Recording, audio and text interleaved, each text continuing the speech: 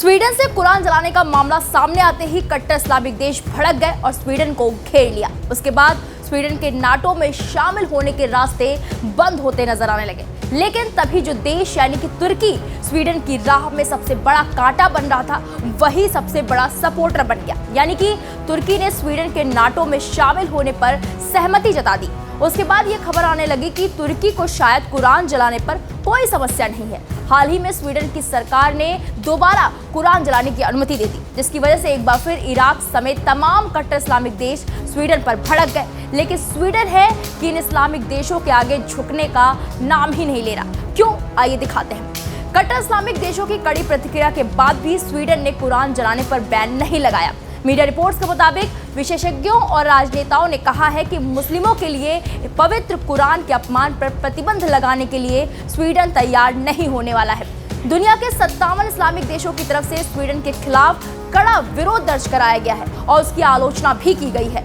बावजूद इसके स्वीडन में कुरान जलाने पर प्रतिबंध नहीं लगाया जाएगा।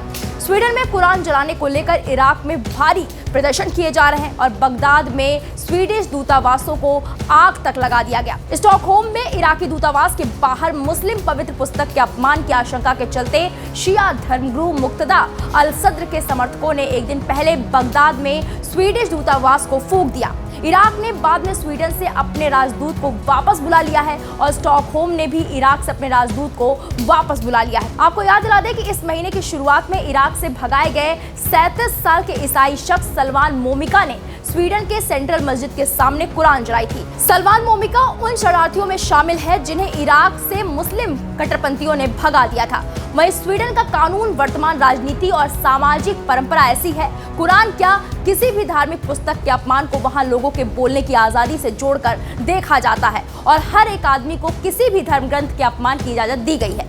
स्वीडन में इसी महीने फिर से कुरान जलाने की इजाजत मांगी गई है। स्वीडिश अदालतों ने फैसला सुनाया है कि पुलिस धर्म ग्रंथों का अपमान नहीं रोक सकती है। स्वीडिश पुलिस ने अदालत को बताया था कि कुरान जलाने की घटनाओं से स्वीडन में आतंकी हमले हो सकते हैं, लेकिन कोर्ट ने पुलिस की दलील खारिज कर दी और कुरान जलाने को इंसानी अधिकार बताया। लिहाजा अगर स्वीडन में धर्म ग्रंथों का अपमान रोकना है तो फिर संविधान को बदलने की जरूरत होगी। लेकिन संविधान को बदलना एक लंबी प्रक्रिया है, जिसके लिए संसद में वोट, फिर आम चुनाव और फिर संसद में एक बार फिर से वोटिंग की आवश्यकता होती है। फिर भी प्रधानमंत्री उल्फ क्रिस्टर्सन की सरकार ने पिछले सप्ताह कहा था कि वो जांच करेगी क्या राष्ट्रीय सुरक्षा पर चिंताओं के बीच पुलिस के लिए कुरान के अपमान को रोकना संभव बनाने के लिए सार्वजनिक व्यवस्था अधिनियम में बदलाव करने का कोई विकल्प है या नहीं।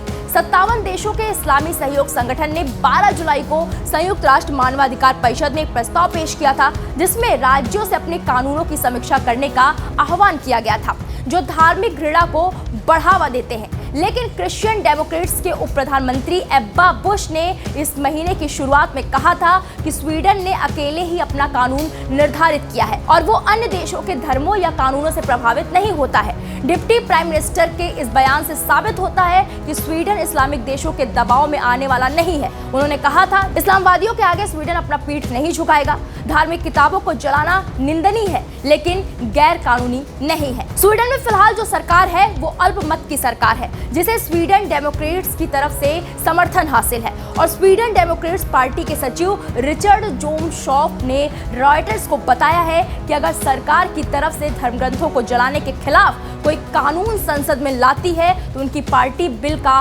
विरोध करेगी। स्वीडन डेमोक्रेट पार्टी के सचिव रिचर्ड जोमशॉफ ने एक ईमेल बयान में रॉयटर्स को बताया, स्वीडन डेमोक्रेट्स ने स्वीडन में ऐसा कोई कानून लाने पर विचार नहीं किया है, ना ही हम ऐसे किसी कानून का समर्थन करने का इरादा रखते हैं। अगर इसे संसद में रखा जाता है, यानी सरकार के लिए चाह कर भी संसद में कुरान के अपमान को लेकर बिल लाना और उसे पास कराना संभव नहीं है। अब सवाल उठता है कि क्या स्वीडन में ऐसे ही कुरान जलती रहेगी और आखिर स्वीडन इन इस्लामिक देशों के आगे झुक क्यों नहीं रहा है। तो इस खबर पर आपकी क्या राय है, हमें कमेंट बॉक्स में जाकर जरूर बताएं।